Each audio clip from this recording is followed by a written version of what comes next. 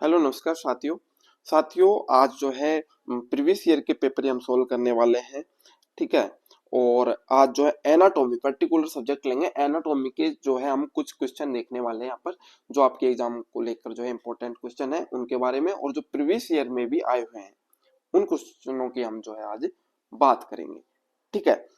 तो सबके पहले फर्स्ट क्वेश्चन आता है एनाटॉमी का। आयुर्वेद में मानव शरीर को कितने भागों में बांटा गया है? तो ऑप्शन आपके आते हैं 4, 6, 8 या फिर 2। ये रानीखेत फार्मासिस्ट में आया था दोस्तों ये क्वेश्चन, और इस जो क्वेश्चन का आंसर होगा 6। मानव शरीर को आयुर्वेद के अनुसार 6 भागों में बांटा गया है।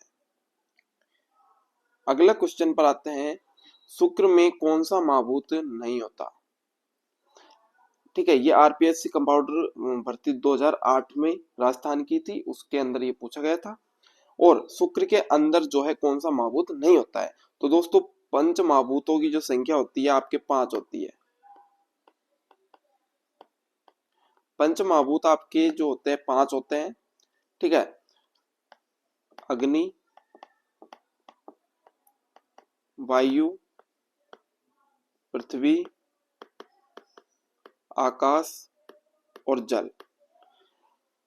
अब शुक्र के अंदर कौन सा महाभूत नहीं होता है? तो आकाश महाभूत शुक्र के अंदर नहीं होता, बाकी के जो ये 4 महाभूत है ये शुक्र के अंदर होते हैं। तो इसका राइट ऑप्शन हो जाएगा ऑप्शन नंबर डी। ठीक है। नेक्स्ट क्वेश्चन है, गर्भोत्पादक द्रव्य है रेतस, सार, आर्तव या फिर ए व बी सी? ठीक है। तो गर्भोत्पादक जो द्रव्य है वो एक तो रेतस होता है, यानी रेतस का अर्थ हो गया आपका शुक्र। ठीक है। और एक हो गया अपना आर्तव। ठीक। तो ऑप्शन नंबर डी इसका राइट आंसर हो जाएगा। ये गुजरात फार्मासिस्ट 2020 में पूछा गया था। नेक्स्ट क्वेश्चन पर चलते हैं, निम्न में से कौन सा गर्भ उत्पत्ति कर भाव नहीं है? क्षेत्र, ऋतु, बीज और अंकुर। ये एनआईए फार्मासिस्ट 2021 के एग्जाम में पूछा गया था, और इसका राइट आंसर हो जाएगा डी अंकुर। ये तीनों जो है गर्भोत्पादक भाव है, गर्भ उत्पत्ति कर भाव है, क्षेत्र, ऋतु और बीज। आगे बढ़ते हैं, क्वेश्चन नंबर 5 पर आते हैं। चरक के अनुसार मात्रज भावों की संख्या, यह आरपीएससी कंपाउंडर 2008 के अंदर पूछा गया था। इसका आंसर हो जाएगा आपके 20। जो मात्रज भाव होते हैं उनकी संख्या 20 होती है। गर्भ में बुद्धि का प्रादुर्भाव कब होता है? चतुर्थ मास में, पंचम मास में, षष्ठम मास में या फिर सप्तम मास में? ये क्वेश्चन भी आरपीएससी कंपाउंडर 2008 में पूछा गया था। तो गर्भ के अंदर बुद्धि का प्रादुर्भाव है वो छठे मास में होता है। श्लोक है षष्ठ बुद्धि। ठीक है। नेक्स्ट क्वेश्चन आता है, सुश्रुत ने द्वैध की उत्पत्ति मानी है। ये हिमाचल प्रदेश की 2016 की एग्जाम में पूछा गया था। तृतीय मास में, चतुर्थ मास में, पंचम मास में या षष्ठ मास में? तो सुश्रुत के अनुसार दो हृदय की जो उत्पत्ति होती है वो चतुर्थ मास में होती है। ये यदि आपसे चरक के अनुसार पूछता है कि दो हृदय की उत्पत्ति कब होती है चरक के अनुसार, तो चरक के अनुसार पूछता है तो आपको आंसर देना तृतीय मास। ठीक है। यही इसने सुश्रुत के अनुसार पूछा है तो चतुर्थ मास इसका राइट आंसर हो जाएगा। नेक्स्ट क्वेश्चन पर चलते हैं, क्वेश्चन नंबर 8। ओज किस महीने में अस्थिर रहता है? 5वें महीने में, छठे महीने में, 7वें महीने में या फिर 8वें महीने में? ये सीसीआरएस फार्मासिस्ट मुंबई 2018 की एग्जाम थी, उसके अंदर पूछा गया था ओज किस महीने में अस्थिर रहता है? तो इसका आंसर हो जाएगा 8वें महीने में। प्रेगनेंसी के 8वें महीने में जो है ओज अस्थिर रहता है, कभी माता में रहता है तो कभी शिशु में रहता है।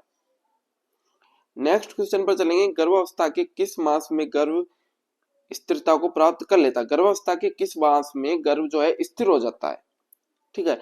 ये एनआई फार्मासिस्ट 2022 के एग्जाम में पूछा गया था। ऑप्शन है थर्ड मास में, पंचम मास में, चतुर्थ मास में या सप्तम मास में? तो इसका राइट आंसर जो है आपका हो जाएगा चतुर्थ मास। ऑप्शन नंबर सी इसका राइट हो जाएगा।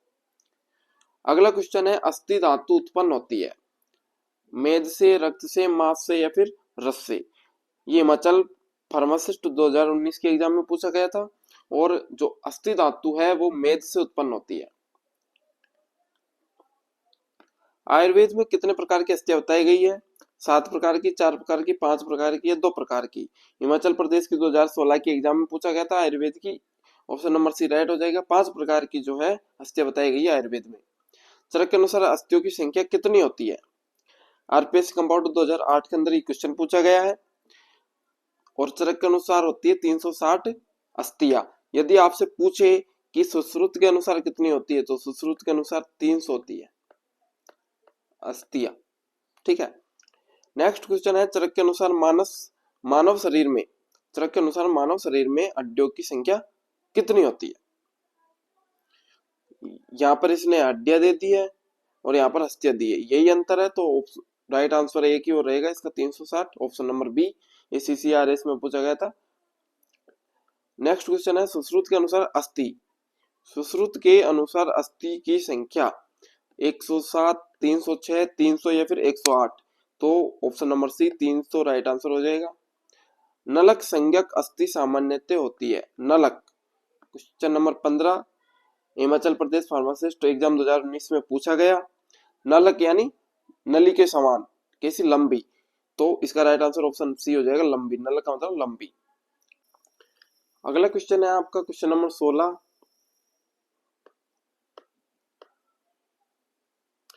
चेष्टवत किसका प्रकार है? अस्थि का, स्रोत का, संधि का या धमनी का? तो ये HV फार्मासिस्ट 2019 में पूछा गया था, राइट आंसर हो जाएगा इसका सी, संधि। ग्रहण कर्ण अक्षि कोश में किस प्रकार की अस्थियां पाई जाती हैं? NIA पंचकुला 2023 के अंदर इसका पूछा गया था ये क्वेश्चन। और कपाल अस्थि, तरुण अस्थि, बलय अस्थि या फिर रोचक अस्थि? तो ग्रहण अक्षि और कोश जो है तरुण अस्थियों में के अंदर आती है। क्वेश्चन नंबर 18, आचार्य सुश्रुत अनुसार स्रोत व संघटक में स्थित संधि है। NIA फार्मासिस्ट 2022 के अंदर क्वेश्चन पूछा गया था, और स्रोत और संघटक जो संधि होती है वो शंखावर्त के अंदर आती है। सुश्रुत मतानुसार श्रोणी में अस्थियों की संख्या कितनी होती है? NIA पंचकुला 2023 के अंदर ये क्वेश्चन पूछा गया था, और इसका राइट आंसर हो जाएगा ऑप्शन ए 5। सुश्रुत के अनुसार श्रोणी अस्थियों की संख्या जो होती है वो 5 होती है। मास धरा है, क्वेश्चन नंबर 20 कह रहा है एनाटॉमी का, RPSC कंपाउंड 2008 के अंदर पूछा गया था। ये मास धरा क्या है? तो मास धरा क्या है? एक कला है।